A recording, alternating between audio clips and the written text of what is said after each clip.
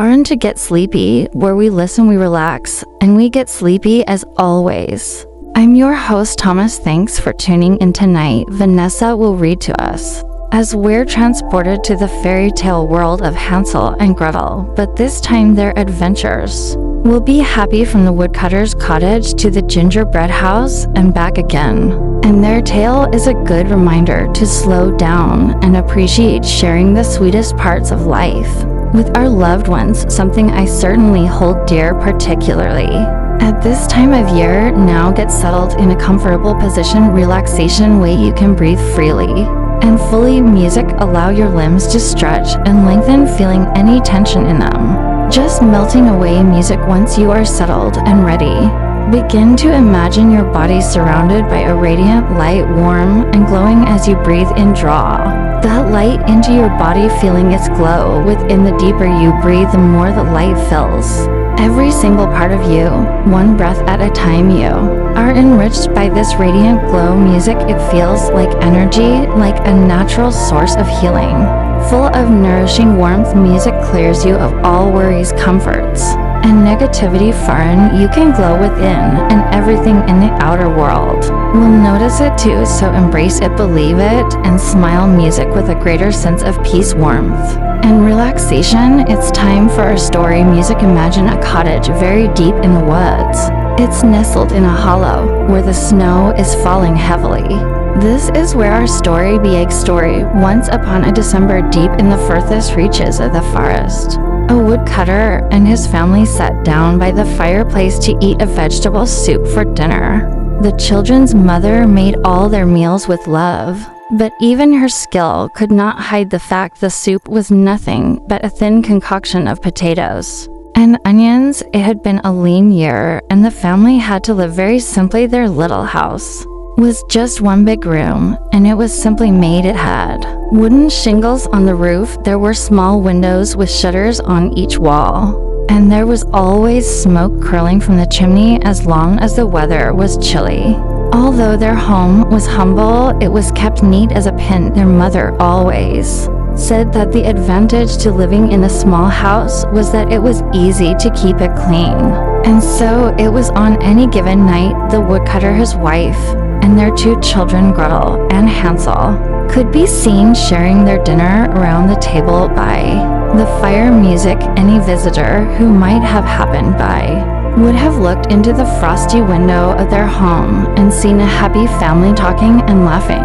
Although they did not have much, they loved each other, and they all tried their best to be cheerful. Music on this particular night, Gretel and Hansel could see that their parents were trying to keep their spirits up, although their father had worked hard splitting and selling wood all through the fall. Business had been slow. As a result, he had gently told the children that there had not been much money for a holiday feast this year. Music, he said that they would have to all make do with enjoying each other's company and exchanging handmade gifts. Children were sweet, and they would never have complained. Still, the oldest child, Gretel, wished there was something she could do to cheer her parents up. When the dinner dishes had been cleaned and put away, the children snuggled into one of the two beds in the house. Music, it was very soft and was covered with a fluffy feather bed. Every night, their mother would sit next to them and tell them a story as they went to sleep.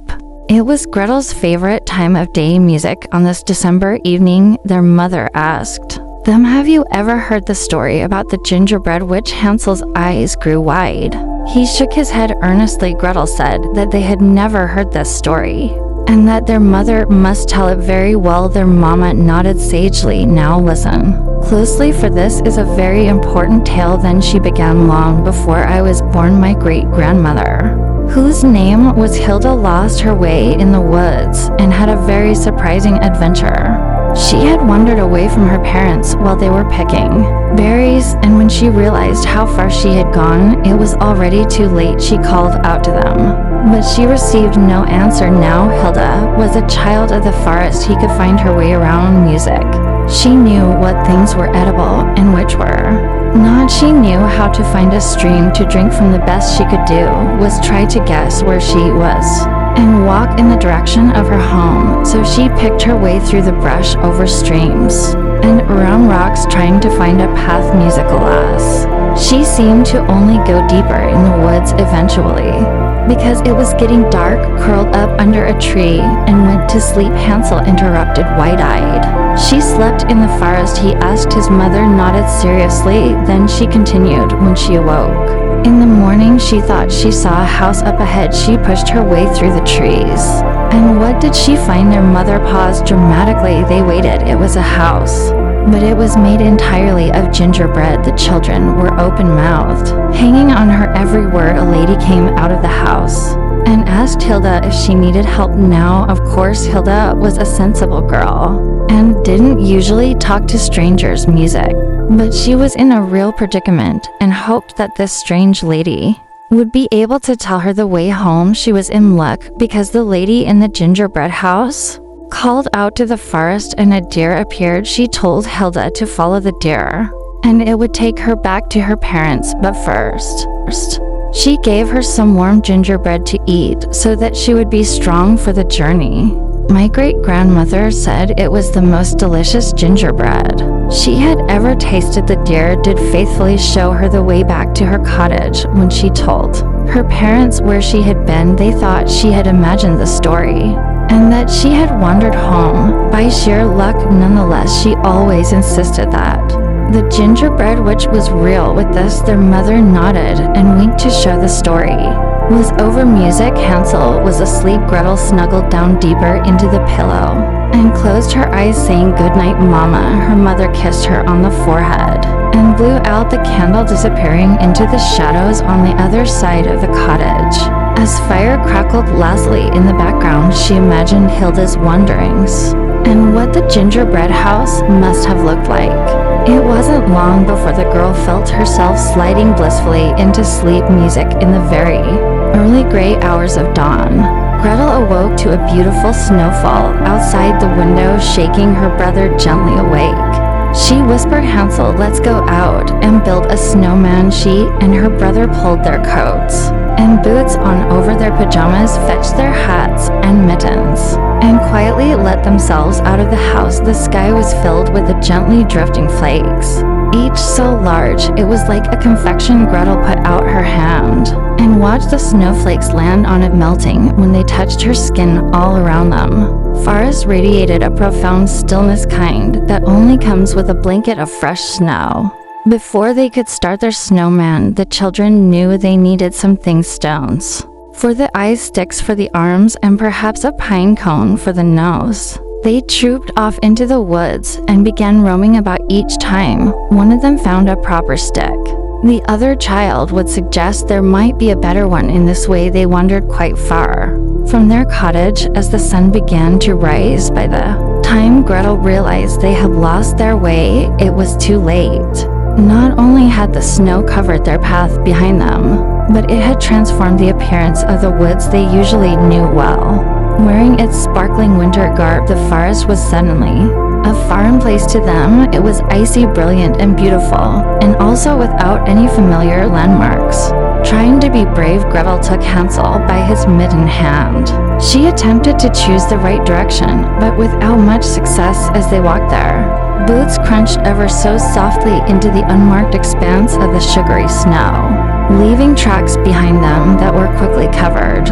She did not know how long they wandered uncertainly through this wintry wonderland, but she noticed that despite the chill, their hands and feet never grew to cold. Music every so often, as they passed beneath the tree, a light breeze would cause a snow spray as fine as fairy dust to drift across their path, showering them with glitter. After a time, Gretel thought she spied a curl of smoke up ahead, hoping she had finally found their house. She urged Hansel on eagerly, making her way in that direction. As they proceeded, a perky red cardinal appeared, always hopping a few trees ahead of them, sailing gracefully from branch to branch. Gretel felt as if the bird was anticipating her next move.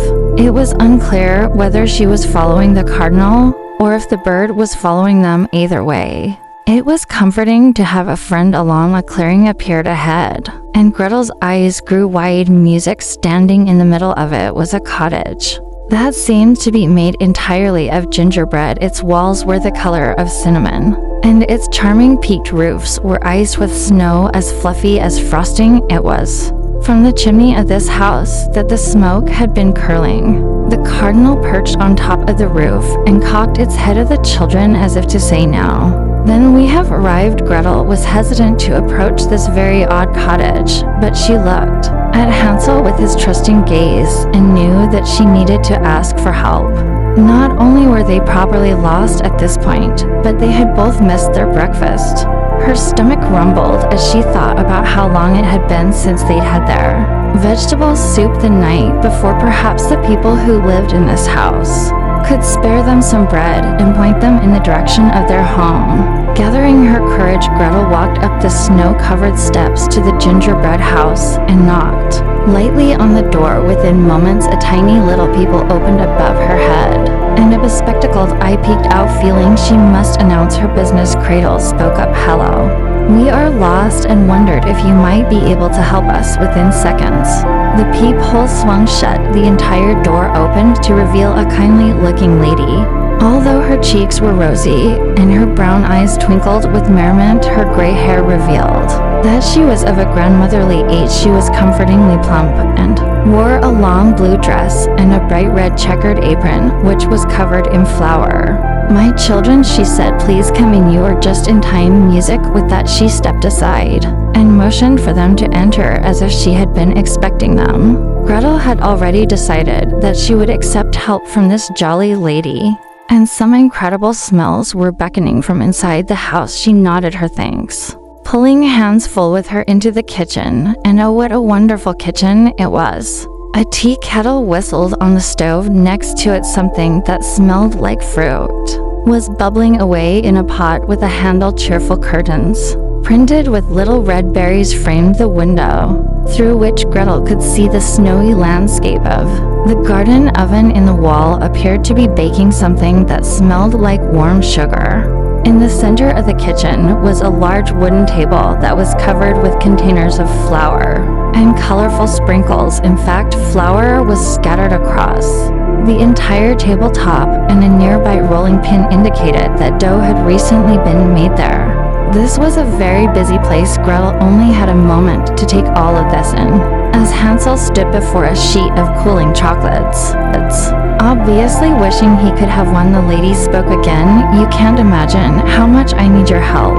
I am quite behind with my candy making and my baking, and everyone is expecting my house to be decorated by tonight. A few more willing hands is exactly the solution." Farin, she smiled broadly, looking at the children approvingly. Then, as if realizing she forgot something, she had it. "But first, give me your coats and help yourselves to as much warm gingerbread as you like. There is a cooling rock over there that is full of it." She inclined her head toward a countertop nearby.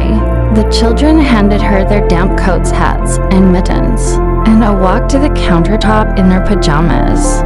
Just as she had promised, the rock was covered in delicious, fragrant warm gingerbread. Gretel tried not to reveal her excitement, but she and Hansel couldn't wait to taste it. They each selected a hearty slab. As they blissfully ate the warm, crumbly treat, they followed their host around the kitchen. "Right here," she said, pointing to the boiling pot. "I have hot syrup ready to make gumdrops." Having said this, she removed the syrup from the flame. "Music. Let's let this cool a bit before we pour it onto the baking sheet," she said, winking at Gretel. Then she added, "While we're waiting, you and your brother have just the small fingers. I need to help wrap all these caramels in wax paper." She pointed to a tray of pieces of brown candy lined up in a rows. Tearing off a large piece of wax paper, she cut it into mini rectangles. Then she demonstrated how to roll a candy inside and twist both ends. Music.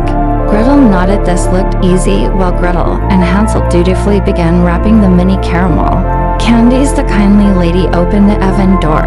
She pulled out a baking sheet full of white sugar cookies that were shaped like stars. Using a spatula, she carefully slid them onto the cooling rack, where Hansel had very thoughtfully cleared some space by eating large amounts of gingerbread. Meanwhile, the two children were meditatively completing the caramel wrappings. Music. Roll, twist, twist, roll, twist, twist. It was a very satisfying job.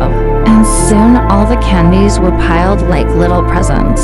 In a mountain on the counter, the lady praised them for doing such a great job, and then held up a finger announcing she would be right back.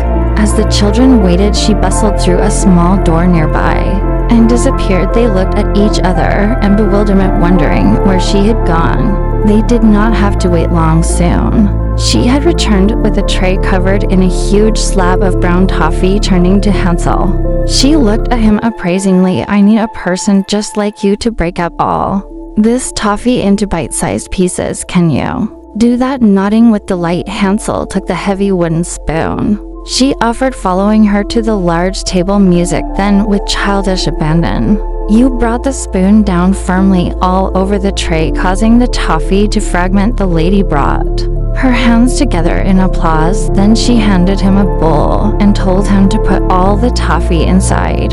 This kept him busy for a while. Winking at him, she reminded him to taste the toffee and make sure it was all right. Music. Hansel grinned from ear to ear. Meanwhile, Gretel was summoned to the stove to carry the warm fruit syrup to their baking tray.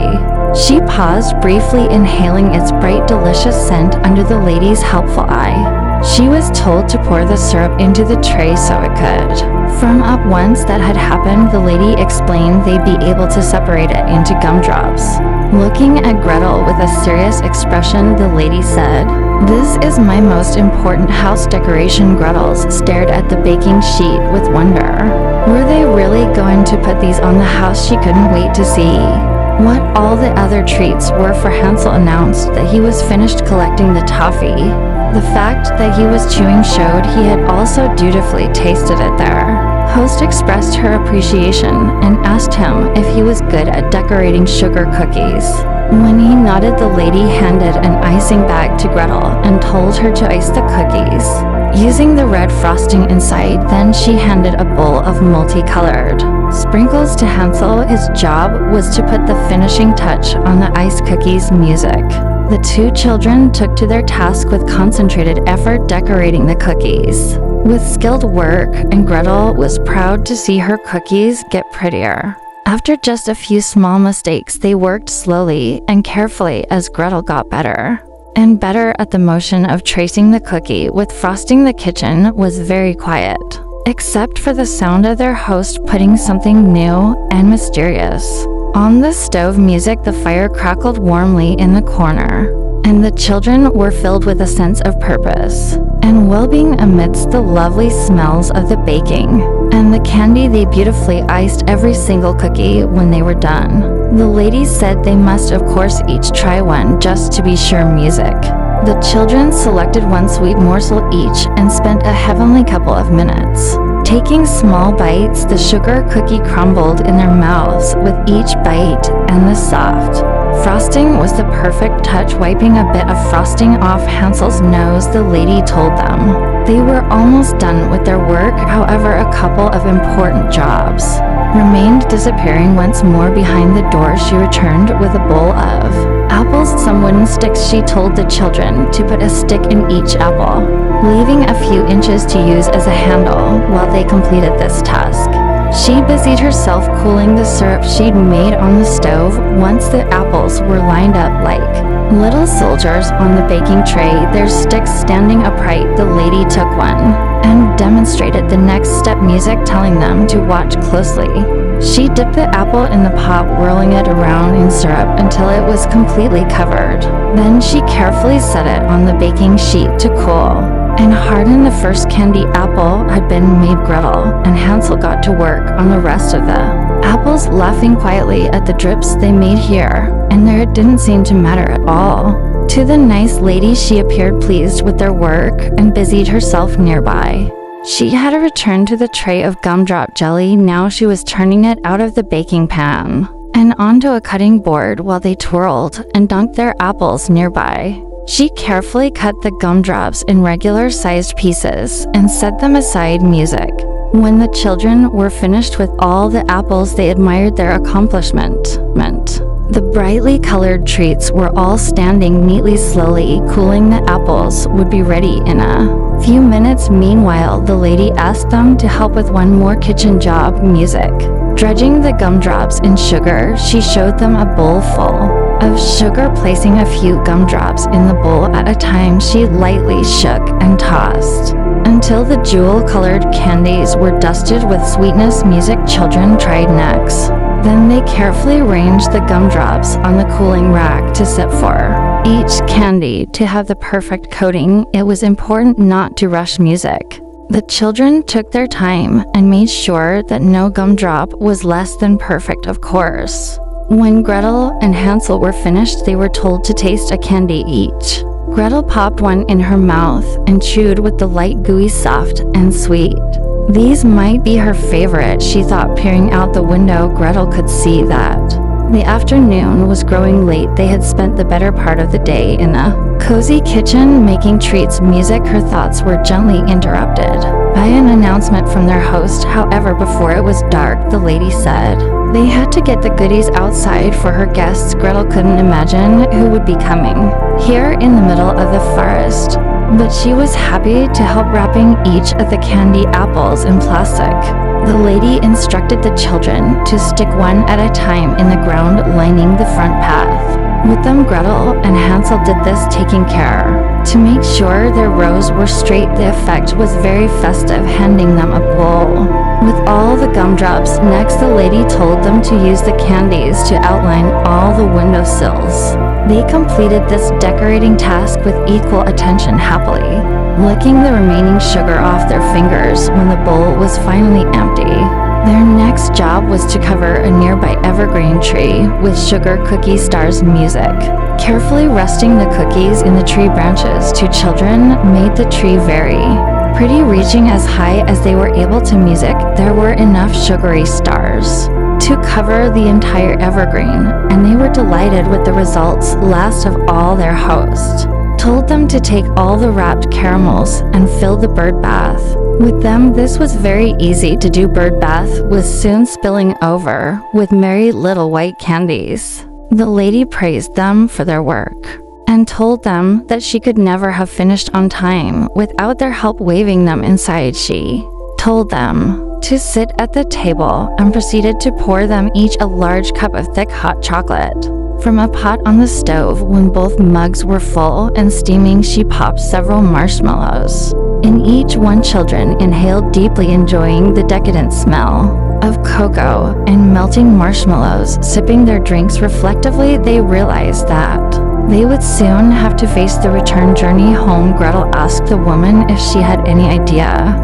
how to get to the woodcutter's house. Music. The lady smiled kindly and nodded. It just so happens that I do, she said. I will tell you how to do it.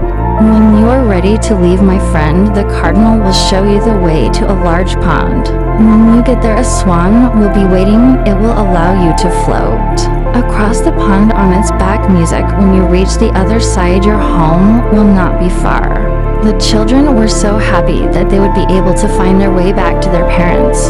Their hearts were light as they sipped right to the bottom of their mugs. They tried so hard to get the last drop that they both ended up with some marshmallow on their noses, which made them laugh. As they were washing their mugs at the sink, the lady called them to the window. Come and see what you have done, she urged, peeking through the glass.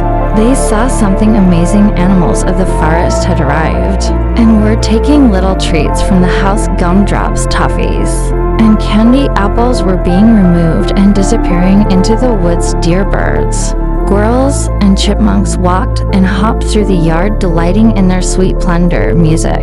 Rather than being upset, the lady seemed happy. It's a holiday tradition, she explained. I love to feed my neighbors. After the animals had wandered away, the children knew the time had come. They would have to leave this cozy kitchen. All the delectable treats behind. They missed their parents, though, and were also looking forward to being home in time for the holiday. With their family put on their coats, mittens, and hats, which had been dried and warmed by the fire.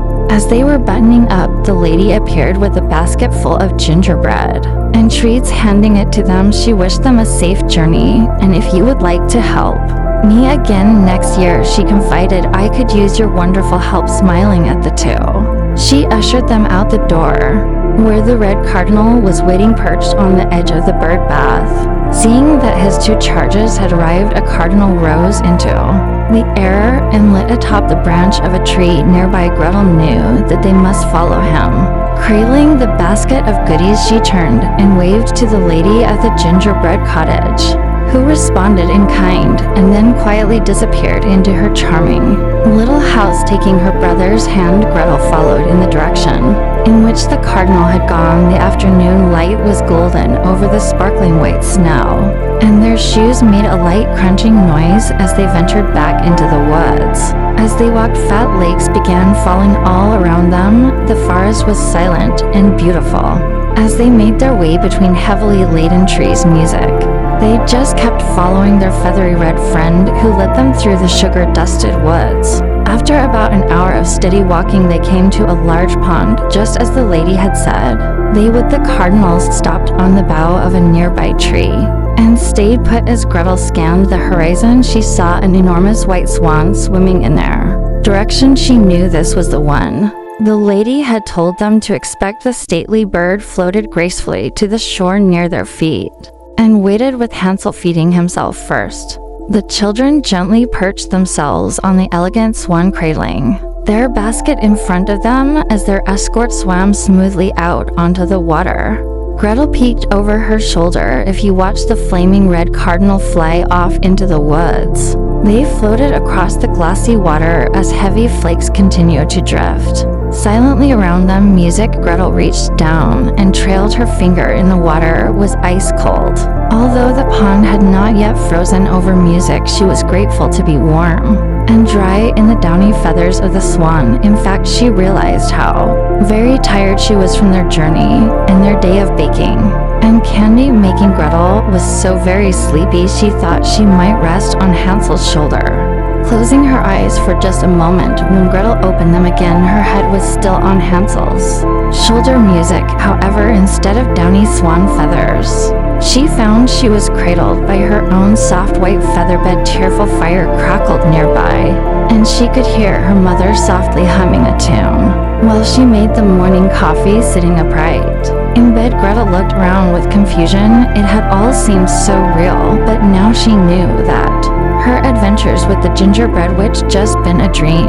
Inspired by her mother's sweet bedtime story, seeing that she was awake, her mother came to the bedside and kissed her good morning sleepyhead. She whispered, then she had it. You won't believe what we found outside the door this morning. Gretel's mama walked over to the fireside, beckoning her daughter to follow her. Drawing back the comforter, girls slid out of bed to see what the surprise was. There, right before Gretel's eyes, was a basket filled to the brim with gingerbread candy, apples, toffee, gumdrops, and sugar cookies. Gasping with delight, Gretel pulled 2 of the sweet little cookie stars out of the basket and took one back to the bed. She gently woke Hansel. As his eyes drifted open, she handed him his cookie. Then, without exchanging a word, they knew that they were sharing a secret. That holiday, the woodcutters family feasted on delicious breads and sweets together, and Gretel asked her mother to once again tell the story of Hilda and the gingerbread.